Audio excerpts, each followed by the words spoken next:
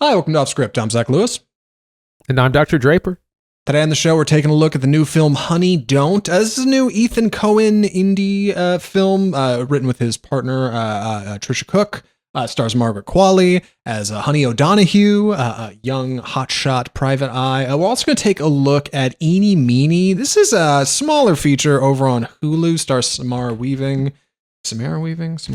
as a getaway driver who's got to help her boyfriend finish one last job, and then they're going to skip town and get out. Right? They gotta do a casino heist. It's a whole thing. We're going to take a look at a story out of Disney this week that we're really looking forward to talking about on Death of Cinema segments, to stick around over there regarding their audience and what they're doing with Marvel and Star Wars, or what they're not doing really. And before we get to all of it, we got to talk about the news. Our first story this week coming out of coming out of the doghouse. I didn't have a good transition for that. After 1 million trailer views in 4 days, IFC decided to take Good Boy off the leash. This new film Good Boy that we saw a trailer for last week about a dog in a haunted house that's got to help his owner get out. Right, whole horror movie told from the perspective of the dog. Well, it turns out everybody wants to know whether or not the dog makes it, and more importantly, IFC wants everybody to be able to see this thing. So it's going wide, big release after 1 million trailer views. What do you know about this, Andy? Yeah, so this was this kind of silly horror movie that we learned about just a couple of weeks ago, Good Boy, a horror movie from the perspective of the dog. And there's two things that I don't like in films, and it's dog movies, and also things from the perspective of someone that's not human. So not completely up my alley. However, this trailer is really pretty creepy, because I finally watched it and I was like, oh, that's actually a little scary. And people were really kind of into it and excited about it. And most importantly, they were worried whether or not the dog died. People immediately searched, does a dog die in this movie? I don't know the answer. I haven't looked at it myself. Maybe it doesn't reveal, but it actually looks kind of spooky. And it looks like IFC might have a big hit on their hands. They previously had a big hit last year with Late Night with the Devil and In a Violent Nature. So they're kind of on a roll with these movies. Their biggest film ever is Boyhood from about a decade ago. So that's it's a small indie outfit, but they might have a hit on their hands. It's funny. At first I thought, I don't know if this movie can work. It's short, 72 minutes, so shorter than the traditional feature length 90. So that helps, right? But I was like, perspective of the dog, are people going to go for this? But then I remembered two fairly successful films recently that came out that kind of share a similar gimmick. Number one, In a Violent Nature, right? A horror film from earlier last year that is all told from the perspective of the slasher killer, a la like Jason Voorhees out in the woods, like chasing around a bunch of teenagers, like not a lot of dialogue, mostly just following around our silent antagonist. And then Flow, right? Like that one best animated feature last year, like told entirely from the perspective of a cat, not a horror feature, but definitely has some odd things going on in it. No dialogue, all from the perspective of an animal. So like between those two, yeah, this seems like it's going to work. And based on the number of views, like on the trailer, people check it out, trying to figure out whether or not the dog's going to make it. IFC seems to be acutely aware of it. Good, man. Good. We need more weird stuff at the movies. All right. Like, why not? Bring on the movie told from the perspective of the dog. I'm into it. It sounds like a good time. I got to know, Andy, do you think the dog makes it? Do you think the dog croaks? What's your call? I think the dog makes it, because this thing, again, it's not really about it's not haunting the dog. It's the house is haunting like the humans. And so yes, I think maybe the dog is the people don't. It's right. It's courage the cowardly dog. Maybe the people don't make it. But yeah, I would encourage listeners and viewers to check out the trailer. It's a lot scarier than it sounds, because I kind of rolled my eyes when I read the log line. But trailer definitely creeped me out. Yeah, it looks like a good time. I think the dog makes it. If there's, there would be so many people leaving disappointed if the dog wasn't gonna make it. And like, I just don't see, if I was making a movie featuring my cute pooch, like I would not want people to leave the theater for the movie I just made with that feeling. You know what I mean? Like, come on. Like I hope the dog makes it. We're pro dog here on Off Script and in movies. I mean, well, Andy said he wasn't a minute ago, but in the unique case of the dog making it in this one, I think we're both pulling for him. We're going to talk about the 101 best movie performances of the 21st century. Good news, we're not going to talk about all of them, okay? But The Ringer put out a list. We want to get down to the distilled, all right? The top 10, maybe. The A-list of the A-list, the best of the best. They got a bunch in here, but which ones specifically you want to look at here, Andy? Well, I want to take a look at the top 10, but before that, I want to talk about The Ringer a little bit. This is a podcast and media network in the LA area, and they cover more than just film. They do TV, they do sports entertainment, online stuff. It's a whole bunch of things that they cover. And I listen to a number of their podcasts because they do a lot of in-depth stuff on film, on TV. I listened to like a 3-hour podcast about Sinners just last week. And they seem to be people that are very passionate about the arts, but also they're not looking to necessarily shill for these companies either because we talked about this before, that a lot of times when a list comes out, like we talked about the New York Times lists recently and things from like the Hollywood Reporter or Variety, a lot of times these lists are either very ill-informed or B, purposely controversial or inflammatory to like just make people mad. And so I read through this list and I thought it was a great list and that there's a lot of really inspired picks and that it's also just a challenge. But I'm going to rattle off just the top 10 again. And they had a few rules. Number one, they were only going to pick one role per person. You couldn't, right. Well, this person's a great actor in like 3 or 4 roles. It's one role and what that iconic role was. Yes. So our top 10 is starting number 10, Kirsten Dunst for Melancholia, Joaquin Phoenix in The Master, Jesse Eisenberg for The Social Network, Denzel Washington for Training Day, Heath Ledger in The Dark Knight, Javier Bardem for No Country for Old Men, Cate Blanchett for Tar. And our top 3 were Philip Seymour Hoffman for The Master, Daniel Day-Lewis for There Will Be Blood, and at number 1, Naomi Watts for Mulholland Drive, which I thought was very inspired. Inspired. Yeah, I guess you could say it's inspired. As somebody who's seen Mulholland Drive exactly once and struggled, I think as most people do first time through and need to go back and revisit it. I think inspired is the word I would use to describe her being at the top of that list. A lot of favorites in here, man. I got some favorite directors who put out who've directed these performances, right? We got David Fincher putting out The Social Network and Jesse Eisenberg, Paul Thomas Anderson showing up for The Master and There Will Be Blood in here. Christopher Nolan, he's got a Dark Knight in here, right? Like it's cool to see like not only like the talent who is selected to make our top 10 here will all feel very appropriate, but like also like the projects they were in that like managed to give them these characters and this like wonderful material for them to really be able to do this stuff with. This Ringer article starts with a great quote from Philip Seymour Hoffman. He says, good acting is mentally almost like lugging large pieces of luggage up staircases in your head. Like just it's mentally exhausting. It's physically exhausting. Like if you're really doing it the right way and really getting steeped in it, like it is something that kind of changes you a bit. and like I think with this list of top 10, it's obvious like all these people are able to echo that in their own performances. Like they are transformative in a way that you just totally don't see these people anymore. Yeah, it's really interesting because it's not just the acting has to be great, the role has to be great. You have to be given an iconic character to even come alive. Probably Heath Ledger's The Joker is probably the best example of that's such an iconic performance. And almost nearly 20 years later, we still talk about it. And that's how a lot of these are. I remember when I was reading through this list, my mind, when I thought about it, I was like, who's going to be at number 1? And my mind immediately went to Daniel Day-Lewis for There Will Be Blood. So I was close. Naomi Watts is, and again, they did kind of take their whole career into consideration, but it's like, okay, if they have 5 great movies, what is the one role? So I think Mulholland Drive definitely is up there. Cate Blanchett is such a treasure. She's good in everything. Yeah. We saw Tar just a few years ago. Javier Bardem for No Country for Old Men. That's one of the best bad guys ever. That's up there with the Joker. People a lot of times compare those two. So it's a good list. It's a fun list. It's 100 entries and there's a paragraph for each one. So definitely check that out. Yeah, I've been scrolling through it on the live stream. You can hit us on YouTube if you're listening, and you can see us roll through the rest of this list. But I do need to get on to the next story here. Regarding recent price increase in a streamer, I'm seeing a lot of news over on Twitter. A lot of people complaining about streaming services getting a little bit more expensive, and a lot of that's in the wake of Variety reporting that Apple is reporting is hiking the price on Apple TV Plus from $10 a month to $13 a month in the US. Not a lot to say on this. I just wanted to stick it in here to let everybody know that I saw this story and then went and dumped Apple. I still had them when I was paying for Severance. And this is a great reminder that to audit my streaming services and look at what I'm doing and go, oh, you know what? I really don't need that anymore. I'm not getting anything out of it.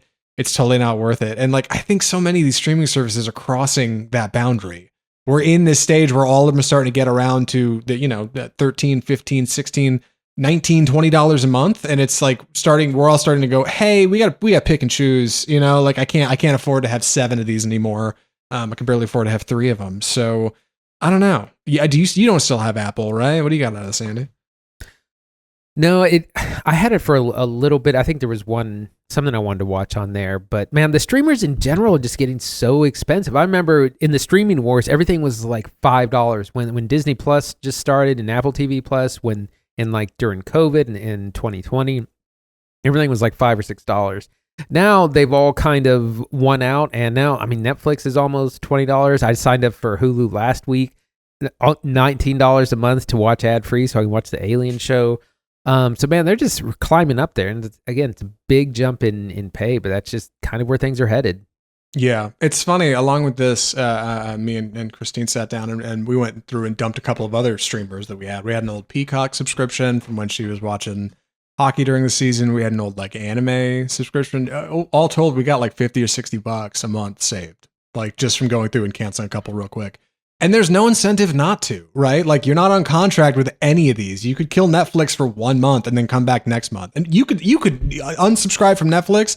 And then on the next page, the next landing page after that goes, thank you, you've unsubscribed, you could click sign up and it would let you and would cost you nothing additional than you would have paid had you stayed signed up the whole time. Like there's no reason not to do it. Like I don't know if that's the next step. Like I know Amazon has an annual plan, right? I think Disney does as well. Like they say sign up for the year. We'll give you a bit of a discount. That way, at least you're locked in. But they're going to have to start pivoting somewhere, I think, because I think a lot of people are starting to lean away from having 5 or 6 of these. They're just getting too expensive.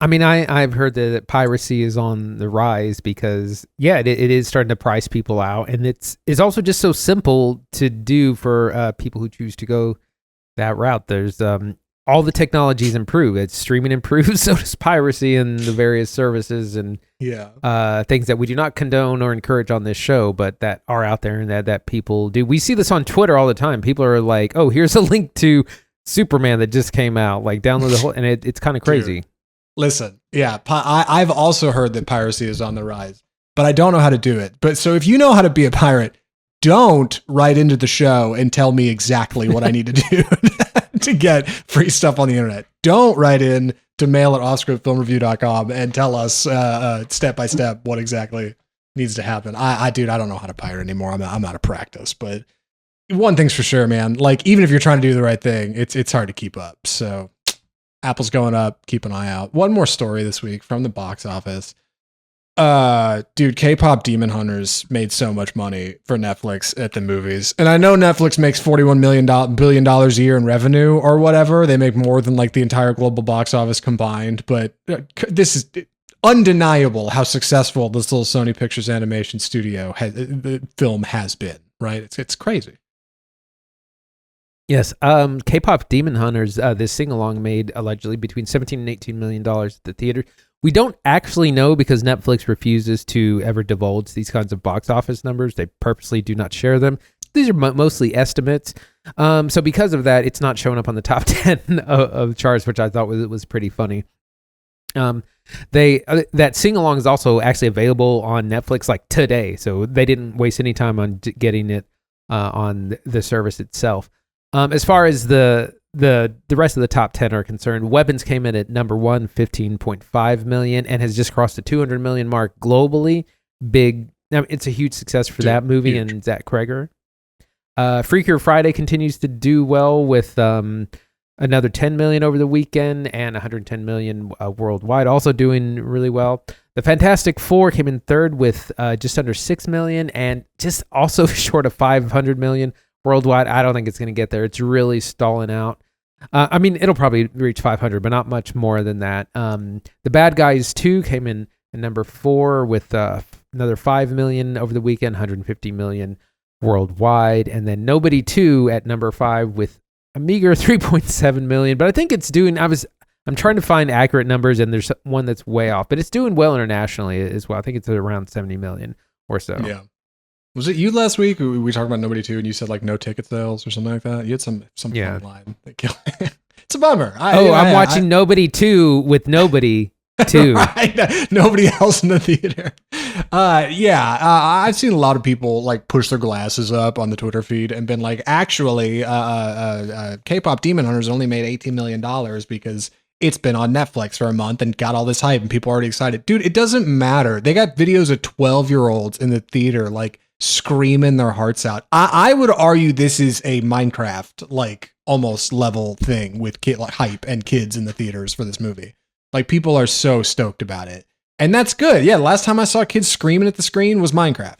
Like it's not obviously not the same level as Minecraft. It hasn't made as much money, but it's also now the most viewed film on Netflix ever, I think. I saw that just today. Like insane success. They're going to make 4 more of these things. I read something about maybe a prequel they're going to work on. Like they're going to make an animated series. Like it's going to be huge. And that's great because we already covered it on the show. So if you want to see our review of K-pop Demon Hunters when we watched it, you can definitely hit the feed and see that. It'll probably come up recommended after this video, actually, since we're talking about it. But, that's the deal with K-pop. As for weapons, dude, I just going to the theater this weekend to watch Honey Don't. I passed the like weapons on the big XD screen they got there and like still trucking, man. People still, I almost bought a ticket and walked right back in. Like that movie's a blast. I could not be more pleased that crossed the $200 million mark. Yeah, it's doing really well, and it's got no competition for a few more weeks. And that's kind of the fall slate is a little weak. There's no big like comic book movie or anything until probably like Wicked at Christmas, Thanksgiving rather. So it's going to be a battle of kind of the smaller films the next few months. Yeah. Well, with that, I think we're good to move on to Honey Don't. Yeah, I think that's the outline, right? Am I missing anything? The sing-along version's coming to Netflix, but you already got it. Yeah, no, I think we got it. Yeah, that's the box office. That's the box office. That's the news. We got. I did have some personal. I was gonna say I did have some personal friends who went to the sing-along, the K-pop Demon Hunter sing-along. So it was very much sought after. You know what? Speaking of sought after, I've got a friend that went and saw the Black Swan in IMAX. Darren Aronofsky film, Black Swan. Oh wow. Came to IMAX, and I thought about getting a ticket to it and skipped it just because it wasn't coming to any of our local theaters here, which was a bummer. I would have had to drive like across town to go see it on like one screen at one specific showtime, but like they said it was awesome. That movie rips, by the way. Black Swan's good flick. Anyway, yeah. That's the week at the movies. Let's talk about Honey Don't. I'm going to take the summary on this one, so please excuse me. The delivery. The movie is Honey Don't. So, Honey Don't is the story of Honey O'Donoghue, a young hotshot private detective in a very small town in what appears to be New Mexico, I'm guessing, when a series of strange deaths get Honey on the track to be investigating a local mysterious church led by a very magnanimous and horny pastor named Chris Evans. The movie also stars Margaret Qualley as our lead, Honey O'Donoghue. We've got Aubrey Plaza as a young kind of romantic interest for Honey, who is an out and proud lesbian, although some characters don't notice, like Charlie Day, who is a very helpful local detective who is very into Honey, and though she's clearly not into him. And Chris Evans as our pastor, who is kind of doing his song and dance comedy thing, but also secretly plowing members of the church in the back room. It is a comedy. I think it's just under 90 minutes. And Honey Don't comes from Ethan Coen and Tricia Cooke. Ethan Coen is better known as one half of the Coen brothers, who made a bunch of really fantastic features like Fargo, Big Lebowski, Ballad of Buster Scruggs, whatever. And then also Tricia Cooke, who is his longtime partner, and his co-writer who helped him write his previous feature, Driveway Dolls, got it, which we covered here on the show. That she wrote this. She also edited both of those features. She's the writer and editor on these. He directed. And if all goes well, the idea is Honey Don't will be the second in a series of 3 kind of like fun road lesbian dark comedy movies, being Driveway Dolls, Honey Don't. The next one, which they say is going to be called Go Beavers, with punctuation, a comma and exclamation point, just like this one. That's the premise for Honey Don't. That's the beginning of Honey Don't. Andy, what'd you think? This movie's a little bit all over the place. It's got some highs and lows. I think mostly it feels like a ripoff of things like Pulp Fiction and David Lynch, but not in a good way. It's this mystery that kind of has lots of random characters and situations that kind of pop up and then aren't necessarily resolved. Not Chris Hansen, Chris Evans is this corrupt preacher in town who's involved in vice and kind of preying on young women. But his plotline never really resolves or is explained, and there's a lot of things like that in the film. And again, it makes it feel a little bit Lynchian, a little bit like that Mulholland Drive or things like Blue Velvet. Like it has that feel, but not in a good way, because in those movies it's mysterious and it's meaningful. In this, it's just like you started a plot and you didn't finish it, or you started a plot halfway. Like important characters show up halfway through the film. Aubrey Plaza doesn't show up until like the last third. It's really kind of baffling. Margaret Qualley looks really great on screen. Like the way it's shot is really these like bright whites and tans, and she just looks like a star all the time. Like she has such a great screen presence. But then like this plot is just all over the place and wrote and just feels like a ripoff of better movies. Yeah, I think the biggest problems with Honey Don't are in the script. It's written by Tricia Cooke, who has a co-writer. I don't recall their name. I don't think it's Ethan Coen. I think her and like a friend wrote it. Who maybe worked on Drive-Away Dolls. And upon initial shine, I think I liked it more than Drive-Away Dolls. Drive-Away Dolls is road movie, kind of wacky, funny, goofy. But this one, like, kind of reflecting on it later, like I think it maybe is not as good. It is visually, I think, solid. Like the way Ethan shoots it is fine. He brings a lot of fundamentals in. I love the way he shoots like a desert, right? Like it's a very familiar setting. There's definitely tones of like Raising Arizona in here, especially with what the movie has to say about parenthood. Margaret Qualley has a sister who's kind of living in like a small double wide with like 7 kids, which looks just like Nicolas Cage's place in the beginning of Raising Arizona, which is all about like the perils of parenthood and how difficult and frustrating it can be. And Honey O'Donohue doesn't have to worry about any of that, right? Like she's a young private eye and she's got her own thing going on and she's got a small office, but she's like understated as well. Her voice is very low. You can tell they had to do a lot of ADR to like get Qualley's voice like kind of up where it needs to be for volume. She's very sultry and she's very quiet, very much keeps to herself. So when men are hitting on Honey O'Donohue, like they're obviously not getting anywhere despite their best efforts. Charlie Day's very sweet. Honey O'Donohue, he calls her. She like walks into the office, but she's just not into him. Chris Evans tries to hit on her. Obviously, she's not going up for it. But like when she does have a special connection, right? It's like intimate and immediate and fast and visceral and exciting, you know? And I feel like that's a lot of what Drive-Away Dolls had to say. Like lesbian love is exciting and great, right? And like I totally get it. But like, boy, like I've seen 2 of these movies now and I just feel like I'm not in on the joke, and like I don't know, I struggle with it and it's complicated and I need to read some like greater analysis of it or something. Yeah. So one of my issues is that our characters aren't very well developed. All we know about Honey is that she is hard drinking and hard loving. Like she kind of doesn't really have she has lots of very short-term and casual relationships. You'll see a woman for a couple of dates and then kind of never again, which is surprising because it seems to be a very small town and you would have thought you would have run out of people by now. But we don't really get like a character transformation where like she learns to like, you know, love herself and other people and really learn to be in a relationship, or we don't really see any kind of change from her. She's kind of the same person from beginning to end. And that's kind of the case with all our characters. And again, I feel like it's trying so hard to be Pulp Fiction with this like mystery that's coming in and out and these random, like there's random points of violence and action that don't really resolve. And it's, again, our characters, like our plot, are just really underdeveloped. Yeah, like when we finally run into Chris Evans' character, like he's having an immediate conflict for something that happened, like an act of violence that happened completely off screen. At least I think, like I have to remember back to parts of this and remember motivations.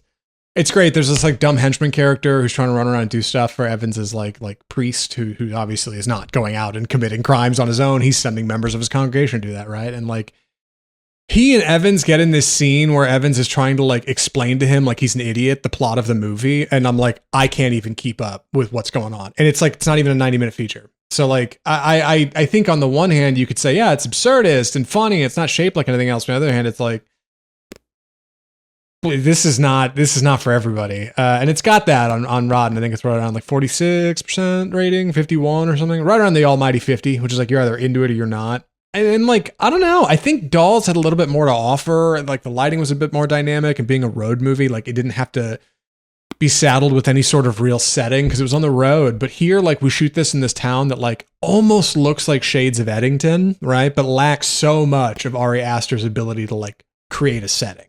Like, and it's not an Aster film, it's an Ethan Coen film, and that's fine. But like, it just feels loose and just kind of like loosely strung together, and a plot that like mostly happens in dialogue.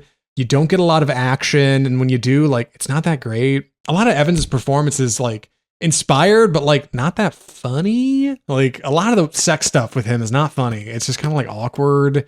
You're kind of waiting for it to end. There's some violence for sure. It's definitely rated R, and like that stuff plays like an old Coen Brothers movie. Yeah, nice and violent and grisly. Like, but not enough of it. And where I feel like on one hand, some would say parts of it are horny, others would say parts of it are like uncomfortable.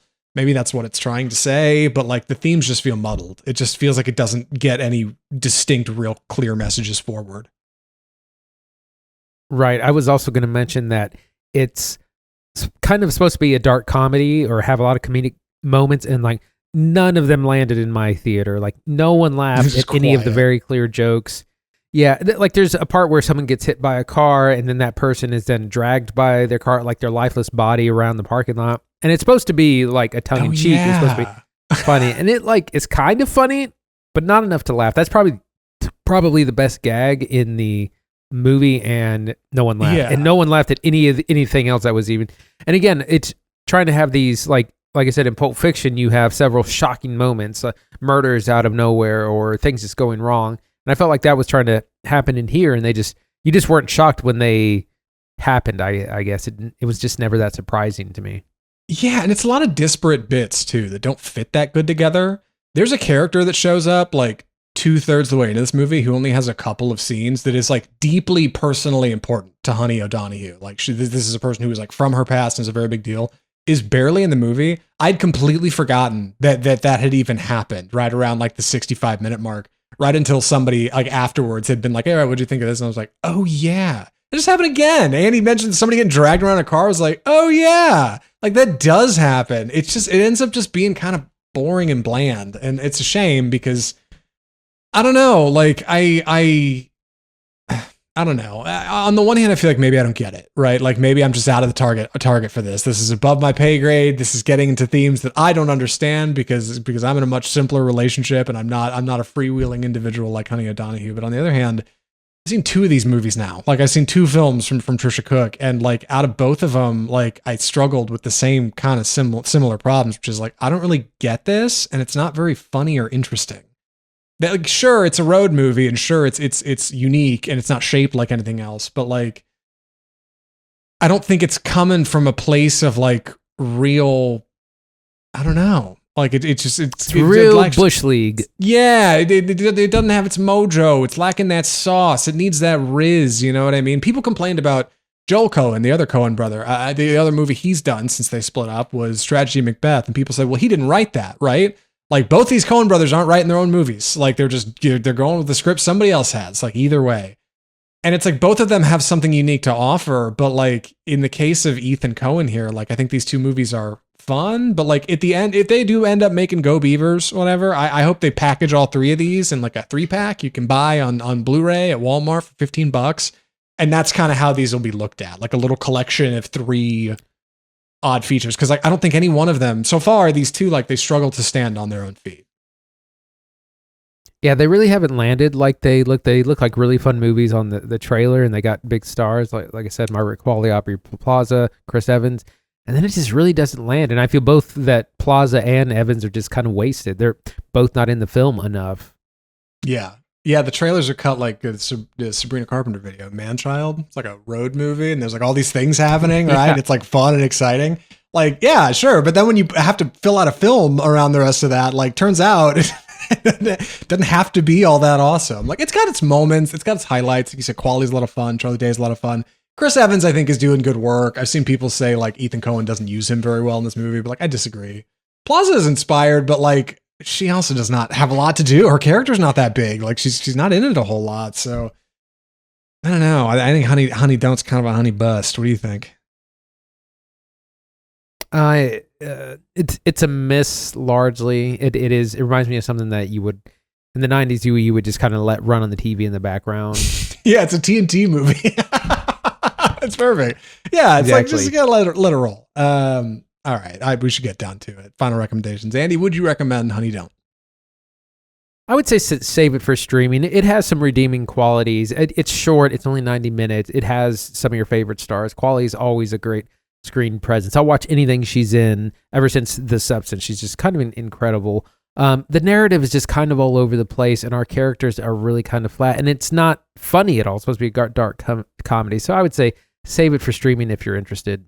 Yeah, I think it's a pass. If you like Drive-Away Dolls, check it out. But like, if you kind of miss that one and you're like, well, let's see what's going on here. Like you may be walking away like just kind of disappointed. Like it's a quick burn, but it ends up being boring. It's not as funny as it needs to be. It doesn't have a lot of action in it. And I think that what it has to say about like queer romance is challenging in a way that I think does not help the movie or its audience and its enjoyment. So I don't know. Like I struggled with Honey Don't.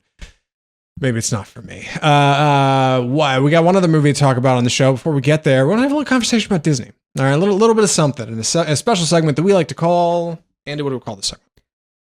It's time for the death of cinema.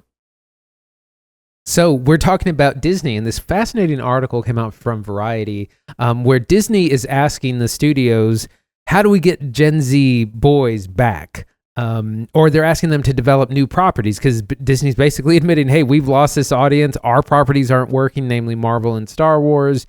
What can we do? We need you guys to do something to help us get these boys. So we're going to be talking about what's kind of happened. And for specifics, Gen Z is described as in anyone aged 13 to 28.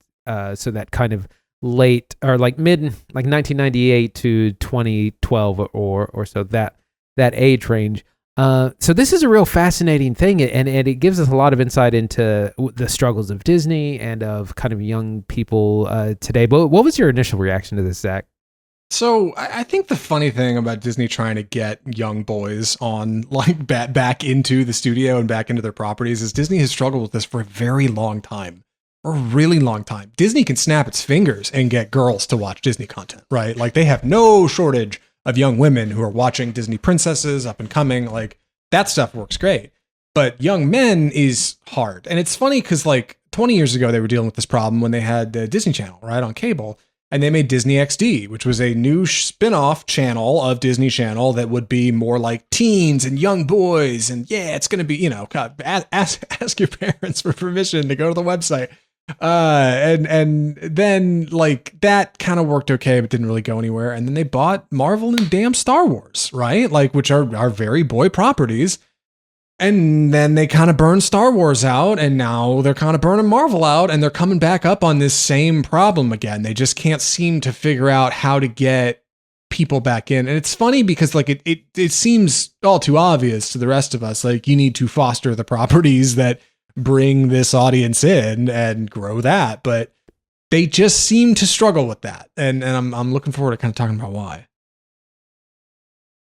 Right. So part of this that's fascinating is that the Gen Z age is real interesting because if you're on the older side, let's say 27, 28, you would have been like 10 years old whenever Marvel first started in 2008, 2010, around there. And you would have been at the perfect time for that golden age of the MCU up through 2019. But if you're any younger than that, if you're like anywhere from like 5 to 10 years younger than that, you would have missed it. Like if you were 5 years old in 2008, you're probably too young to watch Iron Man. Maybe you catch up later, but there's a good chance that you just kind of missed the whole MCU. So really Disney only had kind of the older half of Gen Z for a little bit. And most of those people have just grown up out of this because it's Disney. It's a kid's property. And after Endgame, a lot of people just kind of stopped watching Marvel. But also, Disney didn't lose the younger generation, like the young Gen Z. They never had them to begin with. One of the things that the article mentions is that a lot of younger Gen Z people they just don't go to the theaters much. And what they do is they're into video games a lot more. They're into internet culture. This is also the generation that had to suffer through the worst parts of COVID and like doing high school at home or middle school at home, those sorts of things. So they have kind of just had an online life their entire lives, and that's how they've connected with their friends. And so things like, again, video games and online culture has kind of pulled in that younger generation, and Disney never got them at all. And now they're just like panicking about, what do we do? Our golden gooses of Marvel and Star Wars aren't working on the youth. So what do we do now? They're begging the studios for something. It's so funny, too, that you mentioned video games. Just this morning, I was listening to the last chapter of Blood, Sweat, and Pixels, which is a book by Bloomberg reporter Jason Schreier about the video game industry, and specifically crunch in the video game industry and how difficult it is to create real outstanding video games, right? Things like Halo and Call of Duty, right? And some more specific cases in there. And the last chapter of that is about a game called Star Wars 1313, which is a game that LucasArts, was making for a really long time before Disney bought Star Wars for $4 billion and took the wind out from under them. And a bunch of the team left and some stayed on. And then ultimately Disney brings down the axe and goes, hey, we're canceling your game. You guys spent 2 years and you spent like $230 million making a game. We're just not going to make it. And it's like, it's where young boys are, Disney. They play video games like Star Wars 1313. That thing got so many views at E3 that year. Everybody wanted that, and you just killed it because you just didn't really get it. And they were like, well, we want to focus on social content, and we want to focus on doing sequels. And it's like, that's not going to work, Disney. Like, you guys have turned yourselves into like the sequel studio, and you're going to have to start trying again. Like, because kids don't care about the 38th Marvel movie, dog. Like... Some do, but most of them feel like it's their dad's show now, right? Like, oh yeah, the old, it's for old people, it's for old heads. I'm new and young, right? It's for unks like us. God, it's for unks like us. Jesus, Andy, unks like us. Yeah. So Star Wars is an interesting thing that's totally been fumbled by Disney, but also, it's just old. It's literally your grandpa's IP. Yeah. And I'm talking about myself here because, so when I, growing up in the 90s, Star Wars used to come on TV all the time on TNT. You could always catch part of it. But at that point, you only had to watch 3 movies if you wanted to be into Star Wars. There was nothing else. It was just, to go watch the original 3. That's it. And they weren't that far in the past. Then we get, when I was a teenager and going into college, then we get the prequel trilogy. And a lot of younger people actually grew up on those, and they're kind of beloved, even though they're really bad. And then, of course, we get the sequel trilogy, and that's when I was like in my early 30s.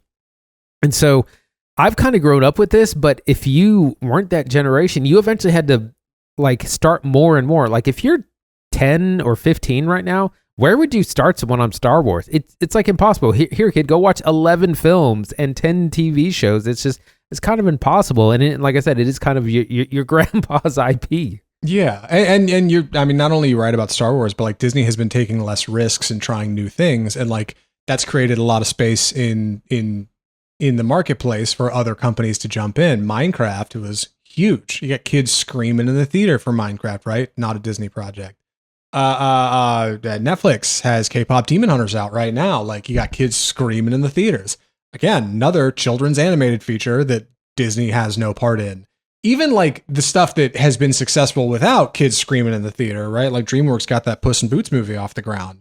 Huge success. Spider-Man Into the Spider-Verse. Insane success. Like, God, DreamWorks put out Bad Guys 2, which didn't do that good, but like even that is an original IP with a unique style that is doing something new and different that like, I don't know. Like Disney is not involved in any of these things anymore. And like, on the one hand, yeah, they want to focus on building more Star Wars, right? And make 6 shows for Disney Plus, which Andy's right, like has hurt them so bad, dog. Like Disney Plus has set them back in such a weird way. It has brought in so much money and also so much heartbreak. But additionally, like they just seem to be so risk averse. Like, and that doesn't work that good, especially when you're doing these giant budgets for big features that have to pay off. Indiana Jones, amazing example, right? Indiana Jones is the kind of thing that should be appealing to boys. And they spent like $350 million making a James Mangold feature. It doesn't work and lost money. And now they're talking about Pirates of the Caribbean again? Like, that's going to dig you out? Like, I don't know, guys. Like, the sequel studio's stuck in sequel mode, right? They're stun locked. They can't get out of it. They don't know how to like make something new and exciting, or at least get a property that can help them get to something new and exciting. It's strange. Yeah, Pirates of the Caribbean is already, again, your dad's IP. Yeah. The Indiana Jones is hilarious because so this article mentions that Disney was really hoping that the new Indiana Jones movie from the fifth one from a couple years ago was going to excite Gen Z boys. Yeah, and I was like, are you kidding me? Again, 10-year-old, watch these 4 really kind of disturbing Indiana Jones films and hope they're excited for the fifth one. It's again your grandpa's IP. So it's what are you guys thinking? This kind of points to Disney's lack of innovation, of creating new and exciting properties. I also wanted to mention that we watched Red Letter Media came out with about an hour-long video kind of talking about what is the deal with Star Wars right now. And one of their big points was that Disney is so scared of their audience and they cater to like the super fans that we get all this lore right and we try to please them. And they're never pleased, but also that's such a small segment of the population, and in like general audiences is just you're not catering to the larger general audience, and that's where your bread and butter is. Mm-hmm. Yeah, there's just no big moments anymore, right? Like Darth Vader's never cutting Luke's hand off, and if he is, no one's ever really gone, so everything's soft, right? And like that's what I think people associate it with, right? Like over time, kids grow up and they learn that like this is a studio for babies, right? You make stuff for babies. That's who this is for. And like fortunately, Disney has like ESPN for now. Right? Like where they're still able to get a lot of male oriented audiences engaging with their brand and their products, right? Like sports obviously is huge. No problems over there. But yeah, I think you guys just gotta you're going to have to take more risks. I don't understand why the company with the biggest war chest in the world is opposed to this. Like I just feel like everybody's scared of losing their job. And when you boil it down to it, that's ultimately who these people are. These are people going to work just like you and me that make these decisions, who are answering email and are stressed by text messages and having to decide, hey, what am I greenlighting this year? It's something that if it kind of flops, I'm still guaranteed to have a job, or should we take a huge risk and I will immediately be fired and lose everything and have to move my family across the country to find something new if it goes wrong? And they're going to go for the risk averse one. Like this is just how it do, right? That's just business. But I think that there's got to be a pivot strategy. And I think that pivot has to start with, hey, y'all, let's do some weird stuff. Like let's do some odd stuff. We can afford it. Apple loses $100 million a year or something on Apple TV Plus. Like they are losing money greenlighting Severance. And Severance is probably going to win a bunch of Emmys this year. They are losing money letting Martin Scorsese make Killers of the Flower Moon. And people think it's one of the best movies ever made. Like you gotta, come on. This is how we do now. This is business. This is big business. You gotta be willing to lose some money. Like it's like they're too scared. Right. It's interesting that in a couple of years we're going to get the Zelda movie, and we were talking about this a couple of weeks ago, where they've cast very young actors. The boy playing Link is like 16, and the girl's a few years older. But as opposed to like adults playing superheroes, or older adults even playing superheroes, you got kid actors playing kids. And I was like, that's going to be a hit because kids they will see themselves on screen. And that's the kind of thing that like Disney just needs to develop. And I promise you, there's no shortage of authors and creatives out there that have worlds and universes they've developed. Or just you need to invest in some video game properties. That's kind of the big new wave. And people have been saying that for a while, that as superhero fatigue is kind of set in, that the next big IP are all these video game adaptations that we're about to be flooded with. Oh, dude, we were just talking about this the other day. The video game adaptations are coming. A24 is making a Death Stranding movie with Hideo Kojima, and Alex Garland's doing Elden Ring, right? Like they're coming. Legend of Zelda. Disney should get in on it, man. Start lighting it up. Get that Kingdom Hearts movie out. That'll fix it. that'll solve everything. That's what we need. No, Kingdom Hearts is still your dad's property, so no, that's not going to work either. Either way, I don't know. Like, there's real efforts they've made at this. I can't just say they've done nothing. They tried to make Lightyear, and then they bailed on that, and they tried to make Strange World the year before that, and then they bailed on that. I don't know how you get out of this one, guys. But you got to get the tire spinning, and that means you're gonna throw some mud, and that's okay because you can afford to because you're Disney. So don't be scared. Just light up some properties, and for God's sake, stop trying to make $300 million movies every time. Fantastic Four was a fantastic flop. All right, that thing barely made its money back. It's obvious. The rest of us know it. That's Disney. Any other thoughts on this before we move on to Eenie Meanie, Andy? I think I'm ready. Well, let's do it, man. You're gonna be taking the summary on this one, so I will get out of your way. Please take it away. Eenie Meanie. So this is a funny title. It's a new original film from Hulu that just premiered last Friday, August 22nd. It stars Samara Weaving and Karl Glusman. I almost said Gary Glusman. Karl Glusman. Samara Weaving is a reformed or ex-criminal, or she's worked in the underworld, but she's really struggling. She was a getaway driver of something. She did heists, things like that, but she's in college now. She's got a real job. We meet her celebrating someone's birthday, but she's trying to buy a round of drinks, but her card declines. She's struggling, but she's trying to do the right path. Lo and behold, her boyfriend, played by Karl Glusman, is beat up. Shows up. He's in trouble. He's in bad with the wrong people again, and she gets sucked into this caper of just one more job, kid. You owe us, or we'll break your legs, whatever. So she has to sign on for this heist in this casino that doesn't make a whole lot of sense, and she's got to be the getaway driver. Meanwhile, dealing with her relationship with her boyfriend and also her estranged family, played by Steve Zahn. We also have a fairly decent cast: Andy Garcia, Marshawn Lynch, the great Marshawn Lynch, or Randall Park.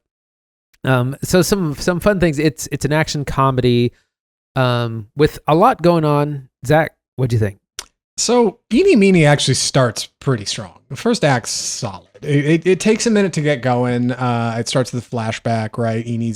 Edie, I should say, is her name. She's younger and she's in a car. She's driving her parents somewhere, and they're about to get pulled over. And the dad's like, "Edie, you got to hit it. We got bad stuff in the back of this car. This cop pulls us over. We're done. We're all going to jail. You got to go. You got to go right now." And this immediate pressure of like, I am trapped in this situation and all I can do is drive and get the hell out of there. It elicits things like Baby Driver, right? Like a lot of great driving movies come out of this. I think a lot of people have compared that to it. And it starts out okay. Even our premise, right? I got to go pick up my scumbag ex-boyfriend for reasons that will become apparent soon. And then he's right in the middle of getting heisted. So I get tangled up in this. And then this turns into this whole getaway thing. We got to do one last job. Like all that starts out good. But man, it really slows down. It really slows down in the middle. And our two characters kind of end up getting plugged into a heist that's sort of already in progress. And suddenly we're like getting to the scenes where it's like, all right, gang, roll the blueprints out on the table, cue the montage music. We got to train for a week. And then we're going to roll a car out of a casino. And it just becomes so like rote and not awesome. And it's a bummer because it starts out okay. The first chunk of this, I thought this is better than Honey Don't for sure. Then it just keeps going, and it just really starts to stall out in the turns, and it's a bummer. What'd you think?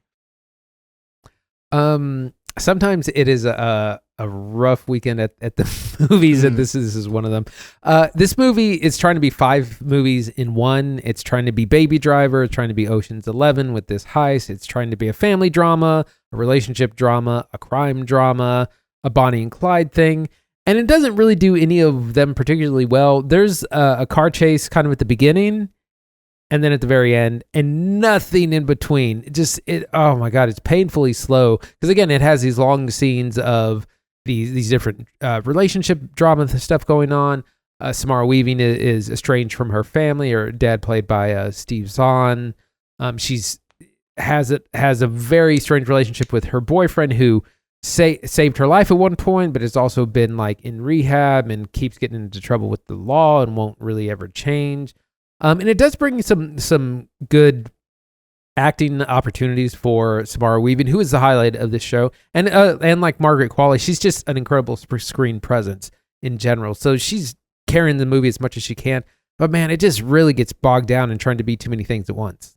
Yeah, Samara's fine. I like Samara Weaving. I wanted to like her more in this movie. I think her character is just a little stunted. She ends up being really quiet a lot because she's a character who suffered all this past stuff and is trying to get away from it. She's like, I don't want to be a getaway driver. I don't want to do all this. Like, I'm trying to get this straight and narrow, right? So she kind of has a tendency to like shut down when things get rough in a weird way. And like, I don't know, her performance feels stop and go. Karl Glusman, I'm not even sure how to say his name. The boyfriend who's kind of the co-star of this. I have not seen him in anything else. He's fine. Like, I thought he was going to have a smaller role, honestly, as the film kind of started. And then you start to realize, oh, he's like co-star. Like, it is the two of them throughout like the whole thing. I think his character ends up, I don't know, it's like he doesn't have enough dimension or something. Like, he's too one note. And the kid who plays him, Karl Glusman, is interesting, but like, I don't know. Andy Garcia is in this movie. Andy Garcia, I think, is a result, not necessarily of reshoots, but I think he is evident of where the film's title comes from. I think he's the only character that ever calls our lead Eenie Meanie. And he does it in a few dialogue sequences that I'm like, could have easily been reshoots. Feels a little bit like this movie is supposed to be called something else, like The Getaway, or I don't know, I don't know what. And then the studio was like, no, we have to make it something catchy. And that's to have alliteration. We'll call it Eenie Meanie. That's what we're going to call it. And they were like, why would we call it? Because the lead's character's name is Edie. Yeah, sick. Put it on the poster. You know, yeah. And the poster, by the way, that I got to try to pull from IMDb, that's in like 240p, because they never bother making anything like they never bother making any real promotional assets for these things, right? It's supposed to be like content by algorithm, like movie slop. And this is a little better than that. Not much better than that. Like it's a little sloppy in the back half. So it does the streaming thing, the streaming movie thing, where it'll have some big names. Those big names get like 1 or 2 scenes, and that's it. Randall Park, 1 scene. Steve Zahn, 1 scene. Marshawn Lynch, 2 scenes. He's great. He's not in enough stuff. Marshawn Lynch is somehow his character kind of sucks, but he still manages to be a charming performance regardless, because Marshawn Lynch is fun. So yeah, he's great. And yeah, so it just does that thing where it puts all these names on the poster, and then they hardly have any screen time, and it's just to get you in. Samara Weaving easily getting the biggest paycheck for this. Also, the driving scenes aren't really that convincing. Like, you got good car stunts, but it's clear none of our actors are driving, which obviously they wouldn't be. But this made me go back and actually watch the opening getaway scene from Baby Driver, because that's done so well. That's an exciting chase scene, and it looks like Ansel Elgort is actually driving that car the whole time. Like, the movie magic is done so much better in that film. Yeah, a lot of the fault, I think, comes from our writer-director, Shawn Simmons, who's not directed anything big before this. He mostly got a lot of television writing credits on some notable shows, right? The last big thing we worked on was The Continental, worked on the School of Rock show. He's done some cool stuff. But it's weird because the promo for this says from the writers of Deadpool, like it says it in the trailer. Not on IMDb. It's not from the writers of Deadpool, so I don't know who you're talking from. The guys who wrote Deadpool. It's got 1 writer listed, and he didn't work on Deadpool, so I don't know who they're talking about exactly. Like, and that's kind of a far cry. Like, if that's the credit you're putting in the trailer, like, aha, but we worked on Deadpool, and then it turns out maybe you kind of didn't, or you did in an uncredited way. I don't know, man. Like, it's not a great show. The pacing is fine, and it follows a decent structure for what the script is. Like, he's definitely got that going, but it's a lot of soft lighting. Nothing really visually dynamic. The car stuff is fun, but there's not enough of it. Like at the end of the first act, there's a solid little car chase, and I thought, okay, all right, we're getting this on track. We're moving. And then you get hardly any car action for the rest of the movie. It's like, boy. Yeah, it's just one of these kind of streaming movies, right? Like, and that's what it's supposed to be. But it just doesn't, I don't know. That doesn't get as high as it hits in the first act, I think. It kind of starts to fall off a cliff a little bit. Yeah. What is there to say? Yeah. I mean, like the pacing, it gets real slow in the middle, and again, it's supposed to be like an action thing, because I saw just like a 30-second promo for it, and it's all car stuff, it's all the action stuff, and then the movie is just like dragging because we're like sitting talking about our feelings, which would be fine if it was that kind of movie, but it's just kind of not, and these relationships just aren't that convincing. And again, it just is so like paint by number, which I feel like I say all the time, where it's just like, oh, so you're the girlfriend who's an incredible driver, but she's got this boyfriend weighing her down, and she's trying to change her life, but he won't let her, and she's estranged from her dad, but she's in with these bad guys. It's just like you're spitballing it in real time. That's what it feels like. Yeah, throw in like a late game plot twist that like does not work, and Eenie Meanie ends up being less than the sum of its parts. I think it's a solid first outing for Shawn Simmons, and I really hope that Samara Weaving gets more work. Man, I really do like her. I think she does better than what's in this movie, but it's all right. We should get down to final recommendations. Andy, would you recommend Eenie Meanie? It's perfect for streaming. It's on Hulu, of course. If you're already subscribed to that, it's worth putting on in the background, or if you need something to fill some time. Again, the highlights: Samara Weaving, always great, incredible screen presence. The car stuff when it happens is cool. We got some car stunts and some action, some violence, but it's really bogged down by its plot. It's so many movies in one. The heist makes no sense. At no point did I understand how this heist was supposed to work. And it's just not. It's not super convincing. It's attempting to be Ocean's 11 with cars, but it's totally not. So yeah, it's perfect for streaming if you're interested. Yes, Eenie Meanie needs to pick a lane. It does not do anything particularly well. It's got some high points, but ultimately, I think skip it. It's not worth your time. It's fine. It'll be on the front page of Hulu for a week or two, and it'll slip to the back, and you'll never see it again. And that's Eenie Meanie. And that's Off Script, episode 305. Yeah, that's where we're at. Andy, what are we watching next week? So for next week is Caught Stealing, which is the new film by Darren Aronofsky, starring Austin Butler and Zoe Kravitz. I was like the younger Kravitz. Yeah, Zoe Kravitz. That looks like a lot of fun. I'm really excited for that. And then we're TBD. We're seeing what else is coming out on streaming. Excuse me. And we have some backlog we might get to. So we'll let you know some other FYI releases. The Roses, which is the modern adaptation of The War of the Roses, starring Olivia Colman and Benedict Cumberbatch. That comes out this Friday. That's like this romantic comedy. It looks not great, honestly, but that's out. Also, The Toxic Avenger is supposed to be out this week, which is the remake starring Peter Dinklage and more, which I've heard is not good, but is the best Toxic Avenger film ever made. Hey, that's progress. 4 of those. Yeah, hey, that's growth. So if you're interested in those, they are out there. And then we're going to be into September before long. Somebody asked me if we were going to go see the new Conjuring movie, September 4th. I don't think so. Like, unless it's real slow. The only other Conjuring movie I've seen is the 4th one, which we watched for the show here. And I barely remember it, dog. That movie is so fleetingly forgettable to me. Like, I'm not really interested in it, but maybe folks are into it. We'll go see it. Do you want to see it, Andy? No, not really. Really? The Devil Made Me Do It wasn't good. But that franchise is a big hit among horror heads. It's like $1 billion franchise over. Well, there's 4 main movies and then a bunch of spinoffs. Hit the comments if you want us to see it. If we get a couple people in there, they're like, "Go see Conjuring." All right, sure. I'll go see that. Why not? If there's some interest, I'll go hit it. But if you want us to see Conjuring, if you got hot takes on the movies we've seen today, if you can help me figure out Honey Don't and what I'm not seeing in that movie, I'd really appreciate it, because I don't know, it's a Coen Brothers picture. I want any of these things. Best way to do that is you can reach out to us at mail at offscriptmovie.com, direct email, or you can just hit the comments, right? YouTube, Twitter, Instagram, TikTok, Facebook. We're all on Instagram. We're all in the social media places. We're all around. You can hit us over there. Big things happen on the YouTube channel. Go subscribe over there if you can.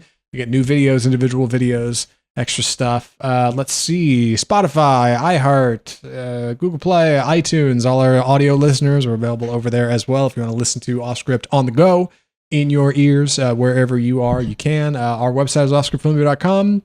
Email is mail at offscriptfilmreview.com. I think that's the plugs. I think that's the show. From all of us at Off Script, the home of Bold Cinema, I'm Zach Lewis.